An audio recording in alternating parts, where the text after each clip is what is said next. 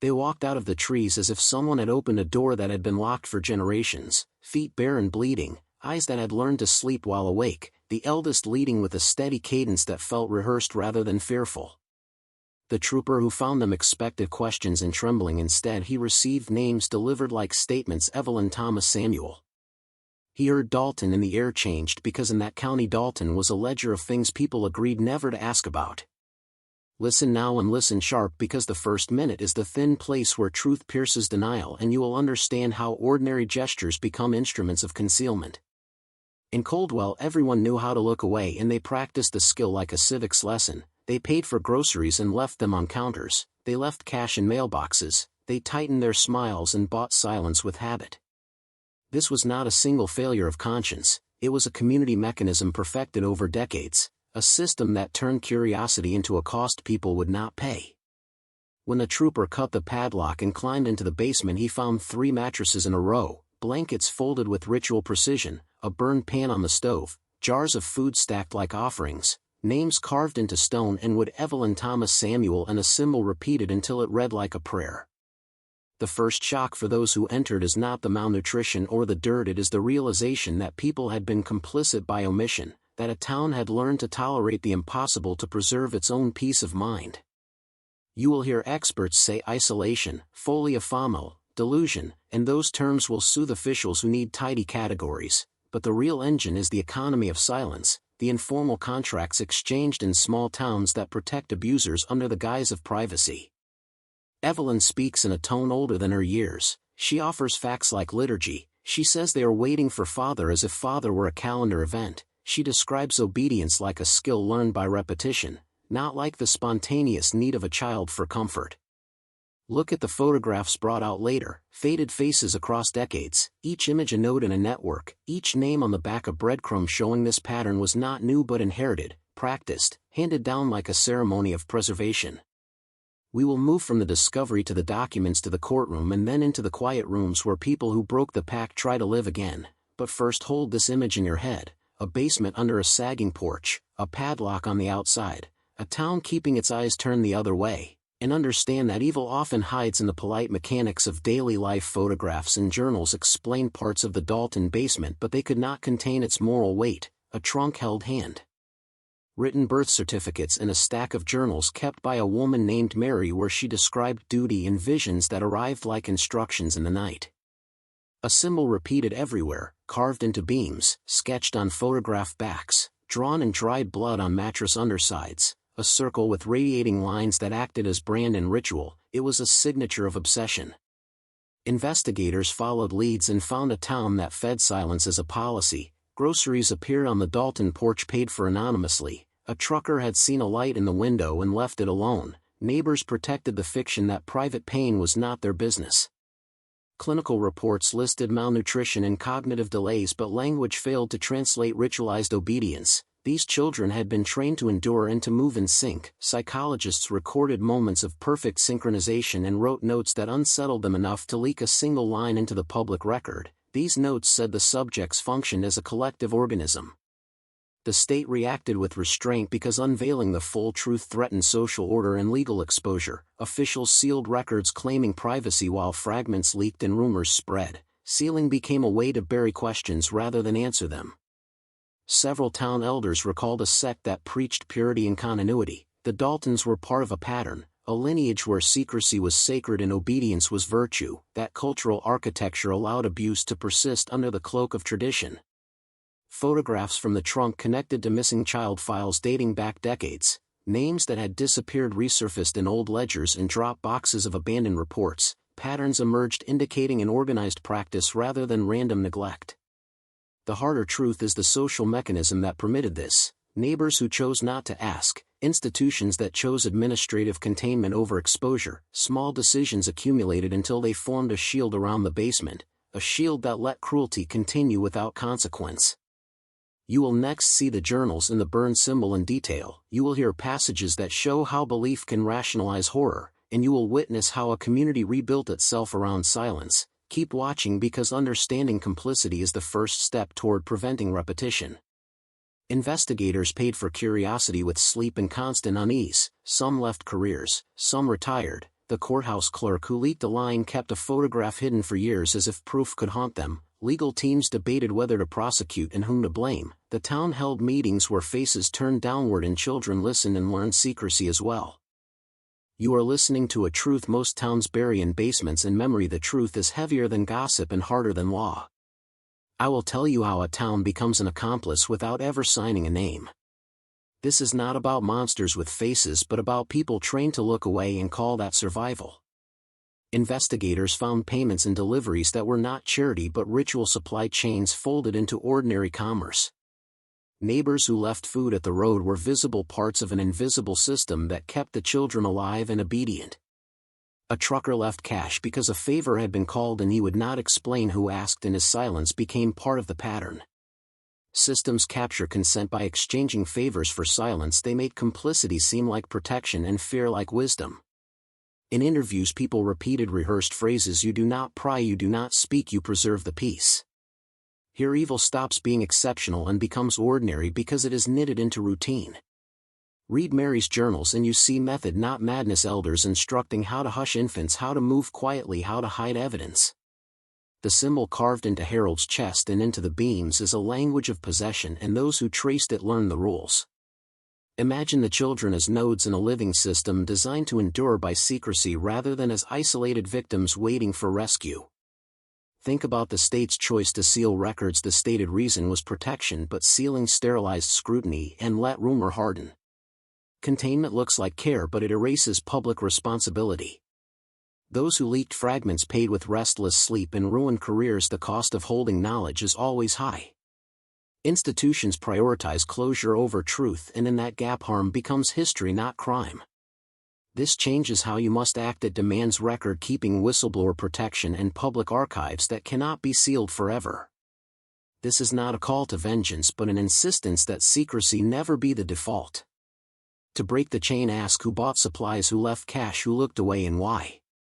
Collect receipts, preserve journals, protect witnesses, and honor those brave enough to speak even when testimony stains the air. The Dalton case teaches that silence is manufactured, and to end a pattern you must dismantle the routines that sustained it. Hold memory as a weapon against recurrence. Now you must understand how power hides in plain sight and how towns become quiet accomplices when everyone learns the same lie. This section is where the pattern turns from story into manual, and you need to listen like a man who will act after hearing the truth. The county sealed records and called it protection, but protection was a word chosen to hide responsibility, and the seal became a tool of erasure. Secrecy is not an accident, it is an intentional technology that communities and institutions deploy to avoid moral cost. Imagine a file cabinet with documents that name names and dates, and then imagine a stamp that makes those documents disappear from public scrutiny. Who benefits from disappearance? Who gains from not having to answer? Who keeps their hands clean by making other people forget? This is not theoretical, this is how systems preserve themselves, by making witnesses tired, by wearing down curiosity with delays and red tape. The social worker who leaked a page learned the price: career damage, threats, and the slow isolation that comes from telling an inconvenient truth. But leaks matter because they puncture the myth that nothing was known. They give future investigators a foothold to pry the seal open. You must also see how language is used to close cases and open wounds. Labels like joint suicide, shared psychosis, tragic family history. Those words are rhetorical hammers that allow officials to stop asking why and to start filing away human beings as statistics. When experts testify in closed rooms and use jargon to contain horror, the public rarely hears the questions they were too afraid to ask. This is why you must archive everything you find, digitize the journals, photograph the symbols, preserve receipts, and recorded testimony. If you want to stop patterns, you must outwork concealment, create redundancy so that no single locked archive can erase a lifetime of evidence. Halfway through this descent, I need you to do one tactical thing for the channel and for the truth. Comment the phrase "I break the silence" twice in the comments to lock in your intent and force the algorithm to carry this story farther. Do it now, write "I break the silence" and mean it as a declaration that you will witness and you will not look away. Understand too that rescue can be violent if done without care, separation can kill, institutional interventions can become instruments of erasure. The ethical response is meticulous, slow, and collective. It requires legal pressure, protected witnesses, trauma-informed care and public archives. Take this as a lesson, not just in horror, but in civic technique, because evil persists when institutions choose neat endings over messy truth.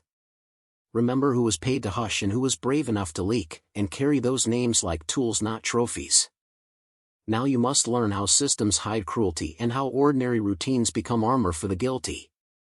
This is tactical education, not moralizing, because knowledge is the lever that breaks silence.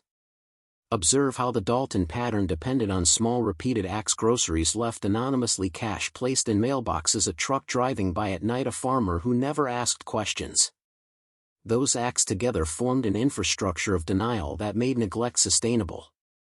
Your role as a watcher is to convert loose memory into verifiable record, to turn rumor into evidence. Collect receipts, photographs, timestamps, witness statements, and medical logs, and scatter copies to prevent erasure. Preserve chain of custody and store backups in multiple jurisdictions so no single official can bury the truth again. Build coalitions of complementary skills: lawyers, historians, forensic accountants, journalists, and clinicians who can read different kinds of proof.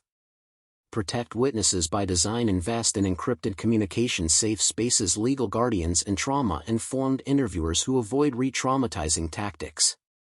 When survivors speak, they will not always tell a clean story. Honor fragments and corroborate them with physical trail evidence, not with invasive pressure. Follow incentives, not just people. Trace who paid for supplies, who ordered pickups, who received deliveries, and who profited from silence. Use public pressure strategically. Coordinated local reporting, freedom of information suits, and targeted inquiries force institutions to act while minimizing risk to survivors. But never trade exposure for safety. Make disclosures only when protection is secured and legal pathways are prepared. Train first responders to document meticulously, to preserve evidence instead of sanitizing scenes or normalizing weirdness. Forensic attention extends beyond bodies to bureaucracy. Analyze ledgers, phone logs, canceled checks, procurement records, and delivery receipts. These are often the weak links that reveal networks that feed secrecy. Teach communities to spot ritualized secrecy signs: sudden absences of children, unexplained donations, unregistered graves, and walls scarred with repetitive symbols. Public memory is a defense. Build redacted archives, memorials, and accessible databases that record anomalies without endangering individuals. Push for transparent hearings with survivor protections. Insist on custody of records outside local courts where conflicts of interest fester. If institutions cannot or will not act, create parallel civic mechanisms independent of local politics, funded by national entities and anchored by legal standards.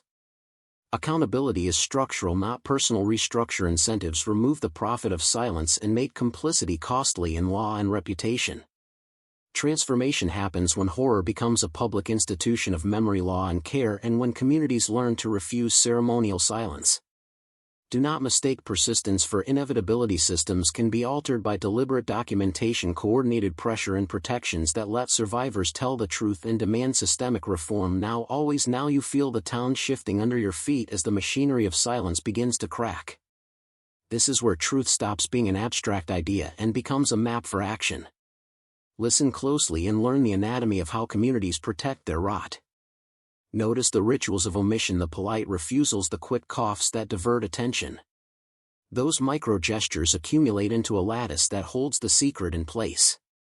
Power is exercised here not with grand violence but with small predictable collusion.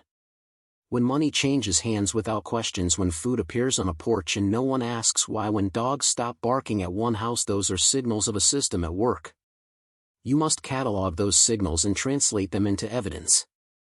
Begin with the physical trace: photograph doorways, footprints, receipts, and the backs of envelopes where accounts are settled. Then gather human pattern, witness timelines: who came when and under what pretext. Interview methodically, not punitively, because survivors rarely give clean narratives, they give fragments, and those fragments are where the architecture reveals itself. Corroborate memory with materiality: match a story to a ledger, a delivery slip, a faded tire track. Preserve that material with forensic care: label samples, record metadata, avoid the temptation to dramatize at the scene. Legal processes prefer tacos of detail, not fireworks of rhetoric. Next, understand the institutional levers that were manipulated. clerks who file forms selectively, judges who accept convenient narratives, social workers who normalize the abnormal, and businesses that profit from silence. Every institution has friction points. Your job is to find them and apply pressure. Use public records requests to force transparency. Leverage sympathetic journalists to make private patterns public, and find attorneys willing to pursue records and bank trails. Remember, safety first. Shield witnesses with relocation options, legal counsel, and identity protection. Expose networks, not individuals, to reduce risk and to create systemic change. If you find a sympathetic local leader, ally with them to create pressure from within the community. If local institutions are compromised, escalate to state or federal channels. Document chain of custody for every item and every testimony so no official can later claim contamination of evidence. Create redundant copies and store them outside the immediate jurisdiction. Use encryption for sensitive files and train survivors in digital hygiene. Empathy is tactical. Speak to survivors with respect. Avoid questions that force reliving trauma, and rely on trauma-informed interviewers to gather testimony that can be used legally. Finally, convert evidence into public memory, archives, memorials, and legal filings. Memory prevents erasure and law prevents repetition. The Dalton story ends only if we turn quiet complicity into visible accountability. Now act now. Now the story closes, but it does not soften the lesson you must carry forward with clarity and a fierce sense of obligation. This part turns memory into protocol. You watched how families can become vessels for mandates, how small towns manufacture silence, and how institutions prefer comfort over truth. You saw how ritual can disguise cruelty and how duty can be twisted into imprisonment. This section names the mechanisms that allowed the Dalton horror to persist and gives practical steps to stop similar cycles. First, map the supply lines. Find who benefits from secrecy. Note the grocery drops, the quiet payments, the spare keys, and the routines that sustain hidden systems. Second, create public records, backups, and digital archives, because what is documented cannot be erased as easily. Third, prioritize survivor safety. Establish secure reporting channels, legal counsel, and trauma-informed intakes so testimony becomes evidence. Fourth, press institutions to disclose audits and files. Use FOIA subpoenas, media, and legal pressure to force transparency. Fifth, train responders in cultural coercion and evidence preservation. Small procedural lapses become the exits abusers exploit. Sixth, build redundant networks. Link journalists, lawyers, archivists, and sympathetic officials so no single actor can bury the truth. Seventh, cultivate community curiosity. Normalize asking why and not accepting absence as normal. Teach neighbors to notice packages, uncollected children missing from school, and odd routines. Eighth, plan for continuity. Disperse copies of evidence across jurisdictions, encrypt and timestamp materials, and designate independent custodians outside the local loop. Ninth, demand accountability. When patterns surface, demand public inquiries and independent oversight panels with teeth. 10th, hold ritual and ideology to scrutiny. Separate belief from practice and insist that faith never substitute for welfare and law. Remember that silence is a system and systems can be dismantled with coordinated action. The Dalton case is not a horror unique to one town. It is a warning about how the case spreads when communities stop asking questions. Your role is not to become a hero but to become a mechanism of prevention, to be the person who documents, who asks for receipts, who refuses the easy silence. If you keep watch, if you document, if you insist on transparency, then darkness will lose its harbor and future children will have a different inheritance. Act. Tell one trusted neighbor. Document dates, names, details, and create a small local archive of facts and witness statements.